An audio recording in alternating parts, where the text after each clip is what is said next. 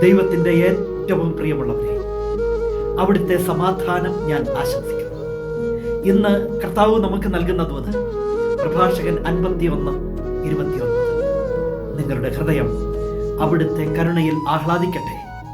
അവിടുത്തെ പ്രകീർത്തിക്കുമ്പോൾ നിങ്ങൾ ലജ്ജിതരാകാതിരിക്കട്ടെ. തിരുഹൃദയ മാസമാണ്. നമ്മുടെ ഹൃദയം അവിടുത്തെ കരുണയിൽ ആഹ്ലാദിക്കണം. എത്രയൊക്കെ വളർന്നെങ്കിലും, ഏതൊക്കെ ഉന്നതിയിൽ എത്തിയെങ്കിലും മറക്കരുത്, ദൈവത്തിൻ്റെ കരുണയാ, ദൈവം തന്ന കരുണയില ഇതെല്ലാം. എങ്കിൽ അവിടുത്തെ പ്രകീർത്തിക്കുമ്പോൾ ആരുടെ മുൻപിലും നമ്മൾ ലജ്ജിക്കരുത്. ദൈവത്തിൻ്റെ കരുണയിൽ ആഹ്ലാദിക്കണം. കരുണാമയനായ ദൈവം നമ്മെ എല്ലാവരെയും സമൃദ്ധിയായി അനുഗ്രഹിക്കട്ടെ.